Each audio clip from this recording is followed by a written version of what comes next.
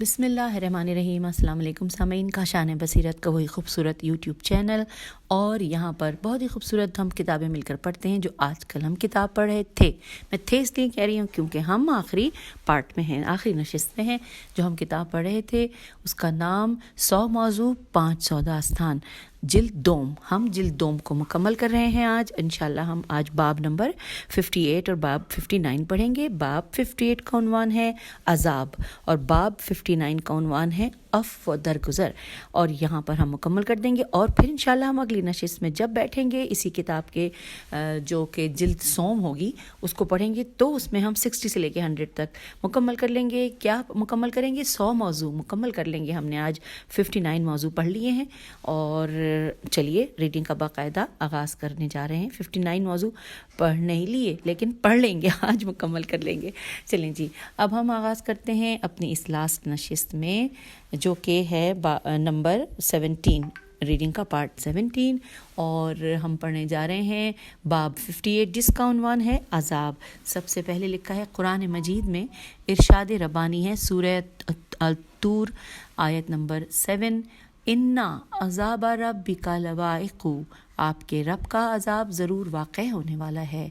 पैगम्बर अकरम सल्लल्लाहु अलैहि वसल्लम का इरशाद है, जिस दिल में कुरान होगा अल्लाह उसे अज़ाब नहीं देगा। और ये हवाला है सफ़ीनतुल बिहार 2-215। और आइए अब मुख्तसर तशरीह पढ़ते हैं। खुदा चाहता है कि मखलूक़ात उसके हुक्म की ख़िलाफ़ वर्जी ना करें, क्योंकि हुक्म खुदाबंदी की ख़िलाफ़ वर्जी से माशरा ख़राब हो जाता है। इसीलिए अल्लाह ताला ने अपने अम्बिया को हुक्म दिया कि वो अपनी उम्मतों से कहें कि अज़ाब खुदा से वो डरते रहें। अज़ाब की किस्मों का ताल्लुक़ भी गुनाह की किस्मों और औसाफ़ रज़ीला से है। रे ज़ाल ये लाम है।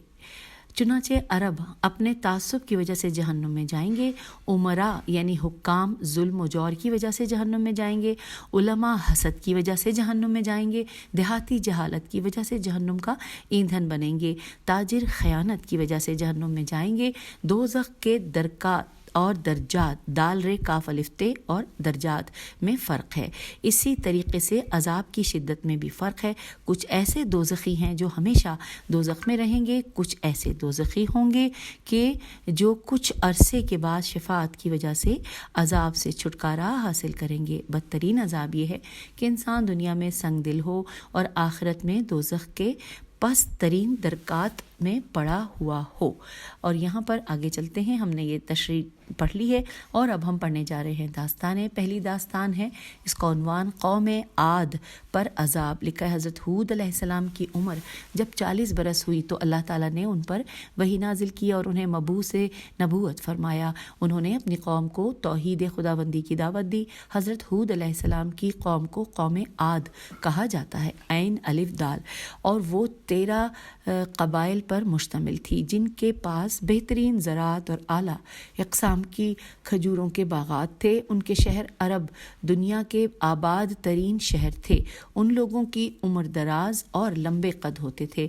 हज़रत हूद अलैहिस्सलाम ने कई बरसों तक अपनी कौम को तबलीग की लेकिन कोई फ़ायदा न हुआ। आखिरकार तंग आकर उन्होंने अपनी कौम से कहा कि मैं तुम्हें बद्दुआ दूंगा। उनकी कौम ने कहा कि हूद, हमारे और कौम नूह के दरमियान बहुत सा फ़र्क है। कौम नूह के जिस्म कमज़ोर थे और नातमा लोग थे नातमा लोग थे, इसीलिए वो अज़ाब में हलाक हो गए। जबकि हमारे खुदा भी ताकतवर हैं और हमारे जिस्म भी बड़ी ताकत वाले हैं, इसीलिए हम किसी अज़ाब से नहीं डरते। अल्लाह ताला ने उनके ऊपर बाद अकीम को भेजा, बाद अकीम बे अलिफ दाल ऐन काफ ये मीम को भेजा। ये वो हवा है कि जिसके मुतालिक अमीरुल मोमिनीन अलैहिस्सलाम ने फरमाया कि मैं बाद अकीम से खुदा की पनाह चाहता हूँ। ये बाद अकीम अज़ाब इलाही लेकर कौम आद पर नाजिल हुई।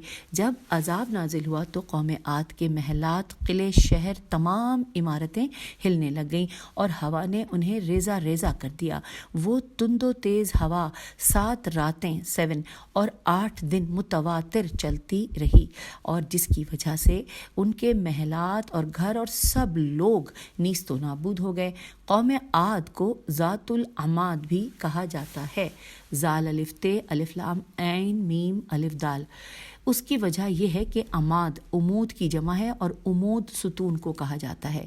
یہ لوگ اتنے طاقتور تھے کہ وہ پہاڑوں کو تراش کر ستون بنا لیتے تھے اور ان میں رہائش پذیر ہوتے تھے۔ جب اللہ تعالیٰ کا عذاب نازل ہوا تو ہر چیز زیر و زبر ہو گئی، جیسا کہ قرآن مجید میں ارشاد ہوتا ہے کہ ان پر عذاب لے کر آئی ریحن سرارن، اور پھر ساتھ ہی ریحا سرارن کا معنی تیز و تند سرد ہوا ہے جو ایک چیز کو کسی جگہ سے اکھاڑ کر رکھ دے۔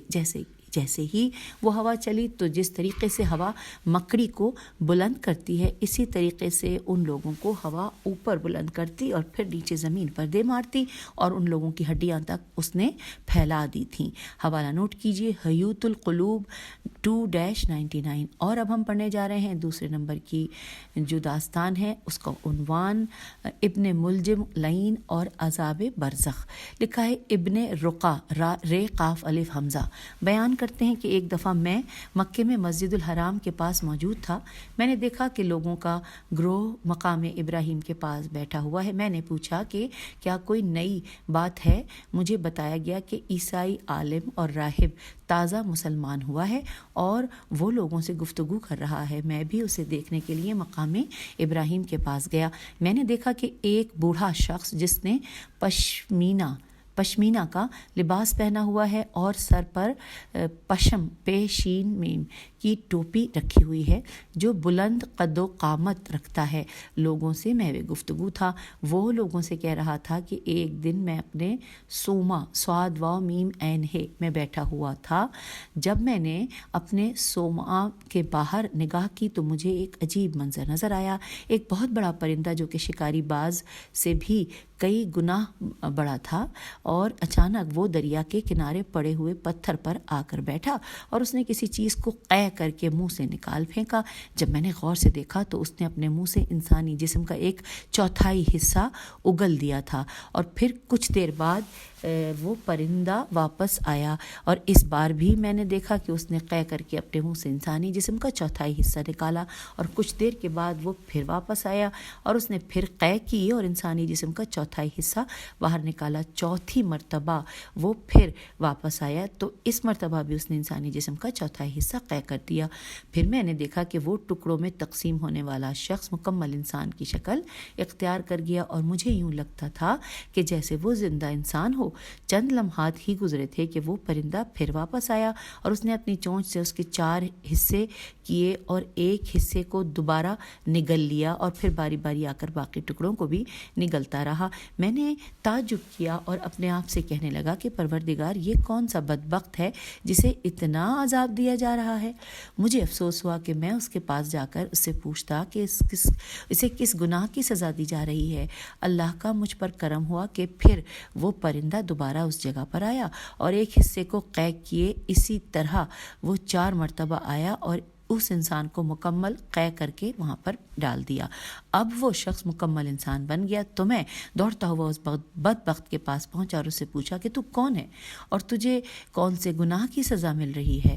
اس نے مجھ سے کہا کہ میں ابن ملجم ہوں اور میں نے امیر المومنین علی علیہ السلام کو قتل کیا تھا۔ عالم برزخ میں اللہ تعالیٰ نے اس پرندے کی ڈیوٹی لگائی ہے جو روزانہ مجھے قتل کرتا ہے اور نگل جاتا ہے اور پھر باہر نکالتا ہے اور میرا وجود مکمل بن جاتا ہے، پھر مجھے اسی طرح قتل کرتا ہے۔ میں نے اس سے پوچھا کہ یہ تو بتا کہ علی بن ابو طالب کون تھے؟ اس نے کہا رسول خدا صلی اللہ علیہ وآلہ وسلم کے ابن عم اور ان کے جانشین تھے۔ چنانچہ میں نے یہ منظر دیکھا۔ اس منظر کو دیکھنے کے بعد میں نے گواہی دی کہ حضرت محمد صلی اللہ علیہ وآلہ وسلم سچے نبی ہیں اور حضرت علی علیہ السلام ان کے جانشین ہیں۔ پھر میں مسلمان ہو گیا۔ اب یہاں پر حوالہ ہے عالم برزخ صفحہ نمبر 178 اور بہار الانوار 42-307۔ اور اب آئیے اگلی داستان تیسرے نمبر پہ جو داستان ہے اس کا عنوان ہے عمل کی جزا۔ ہم وہ پڑھتے ہیں۔ لکھا ہے کہ چنگیز خان نے ایران پر وحشیانہ حملہ کیا تھا اس نے خون کی ندیاں بہا دی تھیں۔ وہ جس بھی شہر میں جاتا تو لوگوں کو اکٹھا کر کے پوچھتا کہ اچھا یہ بتاؤ کہ میں تمہیں قتل کر رہا ہوں یا خدا تمہیں مار رہا ہے؟ اگر لوگ کہتے کہ تو ہمیں قتل کر رہا ہے پھر بھی سب کو قتل کر دیتا، اور اگر لوگ یہ کہتے کہ نہیں خدا ہمیں مار رہا ہے تو پھر کہتا کہ جب خدا تمہیں مار رہا ہے تو پھر میں تمہیں کیوں نہ قتل کروں، یہ کہتا اور پھر قتل عام شروع کر دیتا، یہاں تک کہ وہ شہر ہمدان پہنچا اور اس نے شہر ہمدان کے بزرگوں کے پاس اپنا ایک قاصد بھیجا کہ تم میں سے چند لوگ میرے پاس آئیں اور میں ان سے گفتگو کرنا چاہتا ہوں۔ تمام لوگ پریشان تھے کہ اب کیا کیا جائے۔ ایک بہادر جوان نے آگے بڑھ کر کہا کہ آپ میں سے کوئی نہ جائے، میں اکیلا ہی ان کے پاس جانا چاہتا ہوں۔ بزرگوں نے کہا کہ ہمیں ڈر ہے کہ وہ تمہیں قتل کر دے گا۔ اس نوجوان نے کہا کہ میں بھی تو دوسرے انسانوں کی طرح ہوں، اگر میں نہ گیا تو تم لوگ بھی مارے جاؤ گے۔ ساتھ ہی لکھا ہے کہ مارے جاؤ گے۔ جب وہ جوان جانے لگا تو وہ اپنے ساتھ ایک اونٹ، ایک مرغ اور ایک بکرے کو بھی لے گیا۔ وہ وہاں پر پہنچا جہاں چنگیز خان نے پڑاؤ ڈالا ہوا تھا۔ چنگیز کی خدمت میں اسے لایا گیا۔ اس نے چنگیز خان سے کہا، سردار عالم، اگر آپ کو کسی بڑے قد والے کی ضرورت ہے تو میں یہ اونٹ اپنے ساتھ لایا ہوں، اور اگر آپ کو کسی بڑے داڑھی والے کی ضرورت ہے تو یہ بکرا میرے پاس ہے، اور اگر آپ یہ چاہتے ہیں کہ کوئی آپ سے زیادہ باتیں کرے تو باتیں کرنے اور اذان دینے کے لیے یہ مرغ بھی میں اپنے ساتھ لایا ہوں۔ اگر گفتگو کرنی ہو تو میں آپ کی خدمت میں حاضر ہوا ہوں۔ چنگیز خان نے اس سے کہا کہ اچھا یہ بتاؤ کہ کیا میں لوگوں کو قتل کر رہا ہوں یا خدا کر رہا ہے؟ اس شخص نے جواب دیا کہ نہ تو کسی کو قتل کر رہا ہے اور نہ ہی خدا کسی کو قتل کر رہا ہے۔ چنگیز خان نے کہا کہ اچھا جلدی بتا تو پھر ان کو کون قتل کر رہا ہے؟ پھر اس شخص نے کہا کہ ان کے اعمال کی جزا ان کو قتل کر رہی ہے۔ اور یہاں پر حوالہ نوٹ کیجئے، داستانہا و پندہا 6-157۔ اور اب آئیے چوتھے نمبر پہ داستان پڑھتے ہیں جس کا عنوان ہے عذاب کے نازل ہونے کی وجہ۔ لکھا ہے سب سے پہلے پیمانے اور ترازو حضرت شعیب علیہ السلام نے متعارف کروائے تھے۔ ایک مدت کے بعد ان کی قوم نے ناپ تول میں کمی کر دی تھی، وہ کفر اختیار کر گئے۔ جب حضرت شعیب علیہ السلام نے انہیں نصیحت کی تو وہ آپ علیہ السلام کو جھٹلاتے تھے۔ اگر وہ کسی سے سامان خریدتے تو ان کے پاس اور باٹ ہوتے تھے، اور اگر کسی کے پاس مال فروخت کرتے تو ان کے پاس علیحدہ باٹ ہوتے تھے۔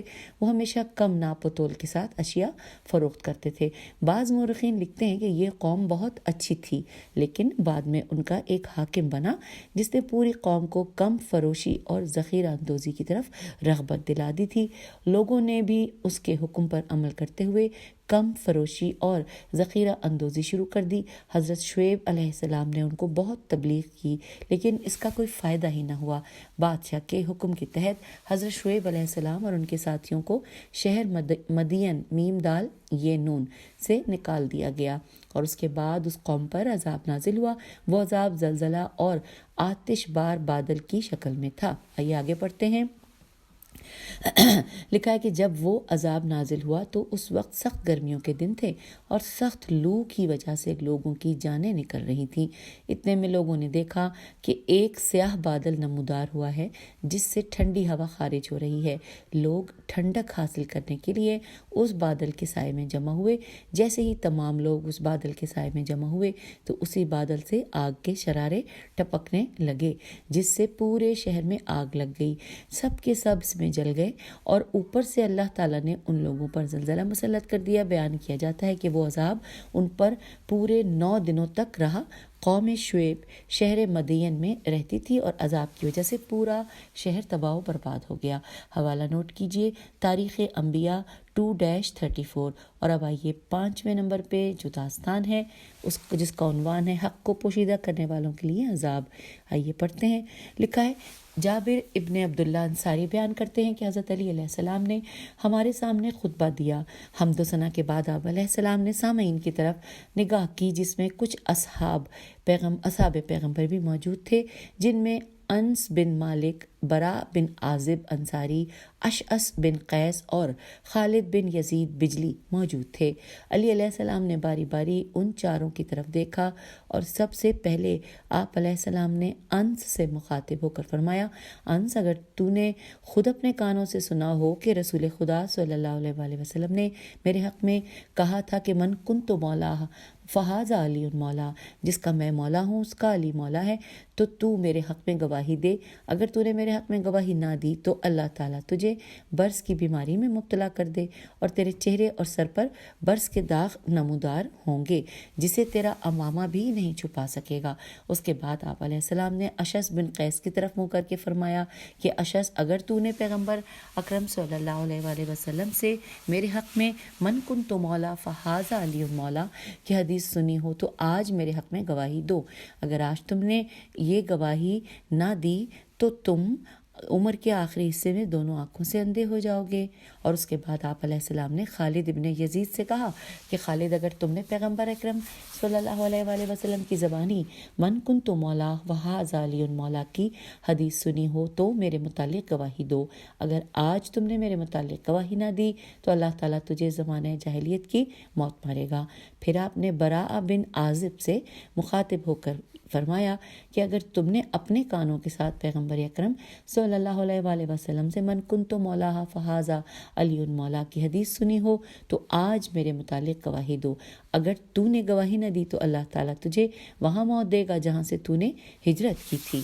لیکن حضرت علی علیہ السلام کے اس تاکیدی فرمان کے باوجود ان چار افراد نے حق کو چھپا دیا اور کہا کہ ہمیں پوری طرح سے یوم غدیر کے دن کا واقعہ یاد نہیں ہے۔ جابر ابن عبداللہ انصاری بیان کرتے ہیں کہ خدا کی قسم کچھ عرصے کے بعد میں نے انس بن مالک کو دیکھا کہ وہ تو برس کی بیماری میں مبتلا ہو چکا تھا اور اس کا امامہ بھی ان داغوں کو نہیں چھپا سکتا تھا۔ پھر میں نے اشعث بن قیس کو اس کی عمر کے آخری ایام میں دیکھا تھا تو وہ دونوں آنکھوں سے اندھا ہو چکا تھا اور یہ کہتا تھا کہ اللہ کا شکر ہے کہ علی علیہ السلام نے مجھے اس دنیا میں ہی اندھا ہونے کی بد دعا دے دی تھی اور آخرت کے لیے بد دعا نہ کی تھی، ورنہ میں دنیا و آخرت میں اندھا ہو جاتا۔ حضرت جابر فرماتے ہیں کہ میں نے خالد بن یزید کو دیکھا، وہ اپنے گھر میں مرا، اس کے خاندان والوں نے چاہا کہ اسے اس کے گھر میں دفن کریں، لیکن اس کے قبیلہ بنی کندا کو معلوم ہوا تو انہوں نے حملہ کر کے اسے زمانہ جاہلیت کے رسومات کے تحت دفن کیا اور اسے جاہلیت کی موت ہی نصیب ہوئی۔ اسی طرح براء ابن عازب کو معاویہ نے یمن کا حاکم بنایا تھا اور اس نے یمن ہی میں وفات پائی تھی جہاں سے اس نے ہجرت کی تھی۔ یوں حضرت علی علیہ السلام کی بد دعا چاروں افراد کے خلاف مؤثر ثابت ہوئی۔ اور حوالہ نوٹ کیجئے، حکایات تہائی شنیدنی 1,102 اور منہاج البراء 12/216۔ اور اب آئیے ہم آخری باب پڑھنے جا رہے ہیں، باب نمبر 59 کہ جس کا عنوان ہے عفو درگزر۔ قرآن مجید میں ارشاد باری تعالیٰ ہوتا ہے، سورہ بقرہ آیت نمبر 237 لکھا ہے کہ اور تمہارا معاف کر دینا تقوی سے زیادہ قریب ہے۔ پیغمبر اکرم صلی اللہ علیہ وآلہ وسلم کا فرمان ہے کہ عفو درگزر کی وجہ سے انسان کی عزت میں اضافہ ہوتا ہے۔ اور اب آئیے مختصر تشریح پڑھتے ہیں۔ قدرت رکھنے کے باوجود دشمن کو معاف کر دینا انبیاء علیہ السلام کی سیرت ہے۔ عفو درگزر کی تفسیر یہ ہے کہ انسان کسی کے جرم و خطا کو معاف کر دے اور ظاہری طور پر مجرم پر احسان کرے۔ اس طریقہ کار کو عفو کہتے ہیں۔ جو شخص دوسرے لوگوں کے گناہ معاف نہیں کرتا تو اسے کیا حق پہنچتا ہے کہ وہ اللہ تعالیٰ سے اپنے گناہوں کی معافی طلب کرے۔ عفو درگزر کا تعلق ایسی صفات سے ہے جسے اللہ تعالیٰ دنیا اور آخرت میں پسند کرتا ہے، اس لیے ضروری ہے کہ بندے بھی ایک دوسرے کے گناہوں کو معاف کریں۔ اگر کسی نے عمدن سہون کوئی جرم کیا ہے تو انسان کو چاہیے کہ اس کو معاف کر دے تاکہ اللہ اس درگزر کی وجہ سے ہمارے گناہ بھی معاف کر دے۔ اور اب آئیے ہم پڑھتے ہیں داستانیں اس عنوان پر۔ سب سے پہلی داستان جس کا عنوان ہے غلام کی مار پیٹ، لکھا ہے، بیان کیا جاتا ہے کہ رسول اللہ صلی اللہ علیہ وسلم کے ایک صحابی نے کسی بات پر ناراض ہو کر کوڑا اٹھایا اور اپنے غلام پر کوڑے برسانے شروع کر دیے۔ غلام بار بار یہ کہہ رہا تھا کہ تجھے خدا کی قسم مجھے نہ مار، مجھے معاف کر دے، لیکن اس کے آقا کو اس پر رحم نہ آیا اور وہ بدستور اس پر کوڑے برساتا رہا۔ کچھ لوگوں نے پیغمبر اکرم صلی اللہ علیہ وآلہ وسلم کو اس واقعے سے مطلع کیا تو رسول خدا صلی اللہ علیہ وآلہ وسلم بڑی تیزی سے اس جگہ پر آئے۔ جب صحابی نے رسول خدا کو آتے دیکھا تو اس نے اسے کوڑے مارنے بند کر دیے۔ رسول خدا صلی اللہ علیہ وآلہ وسلم نے اسے کہا کہ اس غلام نے تجھے خدا کے حق کی قسم دی، لیکن تو نے اس کے باوجود بھی اس پر تشدد کیا۔ اب تو نے مجھے دیکھا تو اس پر کوڑے برسانا چھوڑ دیے۔ اس صحابی نے کہا، یا رسول اللہ صلی اللہ علیہ وآلہ وسلم، میں اسے راہ خدا میں آزاد کرتا ہوں۔ رسول خدا صلی اللہ علیہ وآلہ وسلم نے فرمایا، تو نے اچھا کیا جو اسے آزادی دے دی۔ تو اگر اسے آزادی نہ دیتا تو اس وقت جہنم کا شعلہ نمودار ہوتا اور تجھے اپنی لپیٹ میں لے لیتا۔ حوالہ نوٹ کیجئے، شنیدی نہائی تاریخ صفحہ نمبر 98 اور مہجت البیضہ 3/445۔ اور آئیے اب ہم پڑھتے ہیں داستان دوسرے نمبر پہ ہے کہ جس کا عنوان ہے قاتل کو معاف کرنے والے۔ لکھا ہے کہ آیت اللہ سید ابو الحسن اصفہانی جس وقت نجف اشرف میں مقیم تھے، وہ لوگوں کو نماز مغربین پڑھا رہے تھے۔ انہوں نے لوگوں کو نماز مغرب ادا کرائی۔ ابھی عشاء کی نماز نہیں پڑھی تھی کہ لوگوں نے آ کر بتایا کہ اس کے بیٹے کو کسی نے چھری کے وار کر کے مسجد نجف ہی میں قتل کر دیا ہے۔ ان کا قتل ہونے والا بیٹا دیندار اور متقی شخص تھا۔ جیسے ہی سید ابو الحسن اصفہانی کو بیٹے کی موت کی خبر ملی تو انہوں نے بڑی بردباری اور صبر و تحمل کا مظاہرہ کیا اور صرف اتنا کہا، لا حول ولا قوت الا باللہ، اور اس کے بعد انہوں نے لوگوں کو نماز عشاء ادا کرائی۔ لوگ آپ کے پاس آئے اور آپ سے کہا کہ ہم نے قاتل کو پکڑ لیا ہے، اب اسے کیا سزا دینی چاہیے؟ آپ نے فرمایا کہ میں نے اسے معاف کر دیا ہے اور تم بھی اسے چھوڑ دو۔ اور اس کے حوالہ جات نوٹ کیجئے، اس کی تھوڑی سی ہجے کر دوں گی اگر ہمیں تھوڑی سی پڑھنے میں دقت ہوئی۔ کہ لکھا ہے سیمائی فرزالگان فیرے ز الف لام گاف الف نون صفحہ نمبر 336 اور گنجینہ دانش مندان 1/221۔ اور اب آگے چلتے ہیں، نیکسٹ داستان پڑھتے ہیں تیسرے نمبر پہ کہ جس کا عنوان ہے کنیز کی آزادی۔ لکھا ہے کچھ لوگ امام سجاد علیہ السلام کے ہاں مہمان تھے تو ایک غلام ان مہمانوں کے لیے سیخ پر بنائے گئے کباب لا رہا تھا۔ اتفاق سے اس کے ہاتھ سے ایک دم سیخ گری اور وہاں پر موجود امام سجاد علیہ السلام کے معصوم بچے کے سر پر لگی، جس کی وجہ سے وہ معصوم بچہ موقع پر ہی دم توڑ گیا۔ پھر لکھا ہے کہ وہ غلام سخت متحیر اور مضطرب ہو گیا۔ امام علیہ السلام نے اسے تسلی دیتے ہوئے فرمایا کہ جاؤ، میں نے خدا کی رضا کے لیے تمہیں آزاد کر دیا ہے۔ پھر آپ نے حکم دیا کہ اس بچے کی تجہیز و تکفین کی جائے، اور یہاں پر اس کا حوالہ ساتھ ساتھ دیا ہوا ہے، منتہی الاعمال 2-4۔ اب لکھا ہے کہ سفیان سوری بیان کرتے ہیں کہ میں نے دیکھا کہ امام جعفر صادق علیہ السلام کا چہرہ متغیر ہے۔ میں نے امام علیہ السلام سے اس کی وجہ دریافت کی تو امام علیہ السلام نے فرمایا کہ میں نے تمام اہل خانہ کو منع کر رکھا تھا کہ کوئی گھر کی چھت پر نہ چڑھا کرے۔ اتفاق سے آج جب میں گھر میں داخل ہوا تو میں نے دیکھا کہ میری ایک کنیز جو میرے بچوں کی دایا کے فرائض سر انجام دیتی ہے، میرے ایک بچے کو اٹھا کر سیڑھیاں چڑھ رہی تھی۔ جیسے ہی اس نے مجھے دیکھا تو خوف سے لرزنے لگی اور اس کے ہاتھوں سے میرا بچہ گرا اور چوٹ لگنے سے فوت ہو گیا۔ مجھے میرے بچے کے مرنے کا اتنا غم نہیں، لیکن میں پریشان اس لیے ہوں کہ وہ کنیز میرے خوف سے کیوں لرز رہی تھی۔ میں نے اس کنیز کو معاف کر دیا اور اسے راہ خدا میں آزادی دے دی۔ سامعین، یہاں پر حوالہ ہے منتہی الاعمال، اس کو دوبارہ سے دیکھتی ہوں، غور سے دیکھنا پڑے گا کیونکہ جو پہلے والا ہم نے پڑھا تھا تجہیز و تکفین والا، اس کا حوالہ میں آپ کو دینا بھول گئی، وہ ہے منتہی الاعمال 2-4، میرے خیال ہے ہاں بتا دیا تھا، اور جو اس کا حوالہ ہے منتہی الاعمال 2-128۔ اور اب ہم پڑھتے ہیں چوتھے نمبر پہ داستان جس کا عنوان ہے کہ جب بیٹے نے باپ کے قاتل کو معاف کیا۔ لکھا ہے جب بنی عباس کی خلافت کا دور آیا تو بنی امیہ کے بزرگ ادھر ادھر بھاگ گئے اور چھپ گئے۔ ان چھپنے والوں میں ابراہیم بن سلیمان بن عبد المالک بھی شامل تھا اور وہ بوڑھا آدمی تھا، لیکن اس کے باوجود وہ انتہائی دانشمند اور ادیب تھا۔ لکھا ہے ابو العباس صفحہ حسین فی الف ہے نے اس کے لیے امان نامہ جاری کر دیا۔ چنانچہ اس نے امان نامہ ملنے کی وجہ سے اپنے آپ کو لوگوں کے سامنے ظاہر کیا۔ ایک دن ابو العباس صفح سین فی الف ہے نے اس سے پوچھا کہ یہ بتائیں کہ جب آپ پریشان تھے اور چھپتے پھر رہے تھے ان دنوں آپ کی کیا حالت تھی؟ تو ابراہیم نے کہا کہ عجیب بات ہے کہ میں نے ہیرا ہے، یہ رے ہے، ہیرا کا ورڈ یہاں پہ دیا ہوا ہے سامعین، انورٹڈ کاما میں لکھا ہے کہ عجیب بات ہے کہ میں نے ہیرا کے قریب ایک بیابان میں پوشیدگی اختیار کی ہوئی تھی۔ ایک دن میں نے دیکھا کہ کوفے سے سیاہ پرچم اسی طرف آ رہے ہیں اور مجھے یقین ہو گیا کہ بنو عباس کے سپاہی مجھے گرفتار کرنے اس طرف آ رہے ہیں۔ میں نے بھاگنا شروع کر دیا۔ بھاگتے ہوئے میں کوفہ پہنچا اور کوفے کے گلی کوچوں میں حیران ہو کر بھاگتا رہا۔ ایک بہت بڑے گھر کے دروازے پر میں پہنچا اور دیکھا کہ ایک سوار ہے اور اس کے ساتھ اس کے چند غلام بھی اس گھر میں داخل ہو رہے ہیں۔ اس نے مجھ سے کہا کہ تو کیا چاہتا ہے؟ میں نے ان سے کہا کہ میں ایک پریشان آدمی ہوں اور تجھ سے پناہ چاہتا ہوں۔ اس نے مجھ سے کہا کہ آؤ میرے ساتھ آؤ۔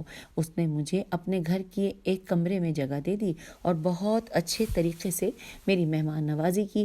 میں کافی عرصے اس کے پاس رہا۔ انہوں نے مجھ سے کوئی بھی سوال نہیں کیا کہ میں کون ہوں اور میں نے بھی صاحب منزل سے کچھ بھی نہ پوچھا کہ وہ کون ہے۔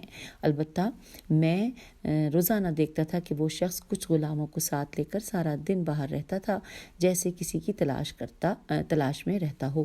ایک دن میں نے اس شخص سے پوچھا کہ تم روزانہ کس کو تلاش کرتے ہو؟ اس شخص نے جواب دیا کہ میں ابراہیم بن سلیمان کو تلاش کرتا پھر رہا ہوں کیونکہ اس نے میرے باپ کو قتل کیا تھا۔ اب میں چاہتا ہوں کہ وہ جہاں کہیں بھی چھپا ہوا ہے اسے تلاش کر کے اس سے اپنے باپ کا انتقام لوں۔ میں نے اس شخص سے کہا کہ آپ نے میری بہت اچھی مہمان نوازی کی ہے اور اس مہمان نوازی کے بدلے میں تمہارے باپ کے قاتل کو تلاش کرنے میں تمہاری رہنمائی کروں گا۔ جیسے ہی میں نے یہ کہا تو وہ بڑی بے صبری سے بولا کہ وہ کہاں ہے؟ میں نے اس سے کہا کہ میں ہی ابراہیم بن سلیمان اموی ہوں۔ اس نے مجھ سے کہا کہ تم جھوٹ بول رہے ہو۔ میں نے اس سے کہا کہ نہیں میں جھوٹ نہیں بول رہا، خدا کی قسم میں نے ہی تمہارے باپ کو فلاں تاریخ اور فلاں جگہ پر قتل کیا تھا۔ جب اس نے مجھ سے یہ الفاظ سنے تو اسے یقین ہو گیا، اس کا غصے سے رنگ تبدیل ہو گیا اور اس کی آنکھیں سرخ ہو گئیں۔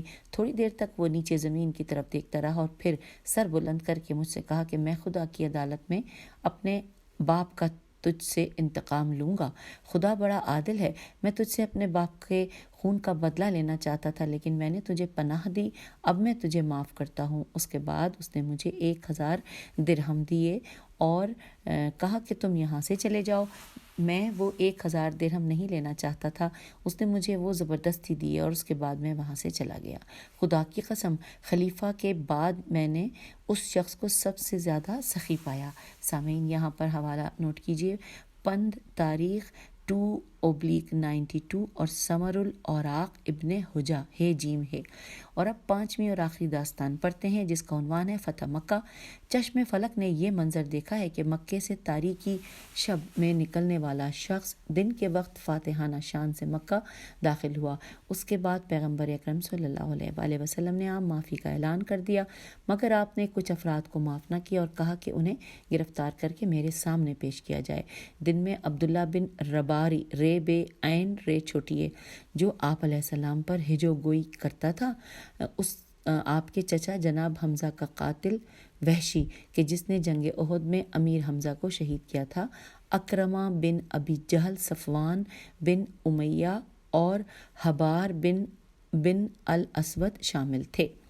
اور لکھا ہے تمام لوگ باری باری حضرت صلی اللہ علیہ وآلہ وسلم کی خدمت میں آتے رہے اور معافی طلب کرتے رہے، آپ نے سب کو معاف کر دیا۔ آخر میں حبار ابن الاسود آپ صلی اللہ علیہ وآلہ وسلم کی خدمت میں حاضر ہوا۔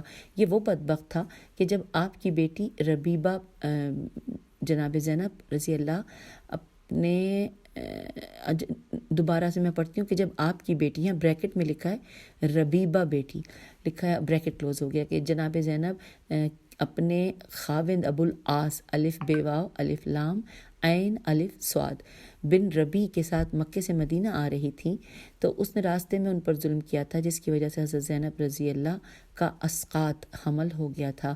آپ صلی اللہ علیہ وآلہ وسلم نے اس کے خون کو مباح کر دیا تھا، جبکہ وہ سخت پریشان تھا اور معافی کا طلبگار تھا، اور کہنے لگا یا رسول اللہ، پہلے میں مشرک تھا اور اب میں اسلام قبول کرتا ہوں اور اپنے گناہوں کی معافی چاہتا ہوں اور میں آپ سے بھلائی کی امید رکھتا ہوں۔ آپ صلی اللہ علیہ وآلہ وسلم نے فرمایا میں نے تجھے معاف کر دیا ہے اور خدا نے تجھ پر احسان کیا ہے کہ تجھے اسلام کی طرف ہدایت دی اور تم نے اسلام قبول کر لیا، اب تیرے پچھلے گناہ معاف کر دیے گئے ہیں۔ اور یہاں پر سامعین حوالہ ہے، نوٹ کر لیجئے، شجرہ توبہ صفحہ نمبر 112۔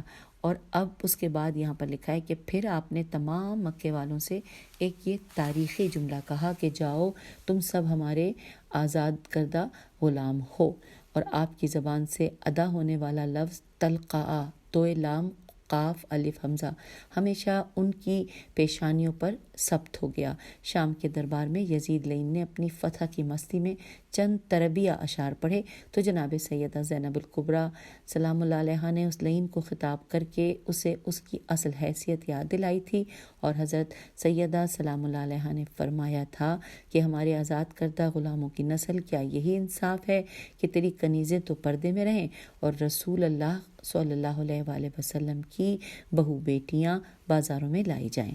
سامعین، یوں یہاں پر یہ والی داستان، 5ویں داستان کے جس کا عنوان فتح مکہ تھا، وہ بھی مکمل ہو گیا، اور یوں اس نشست میں آپ سے اجازت چاہوں گی، اور یہ اجازت جو ہے یہ اس جلد دوم سے کے آخری حصے پہ اجازت ہے۔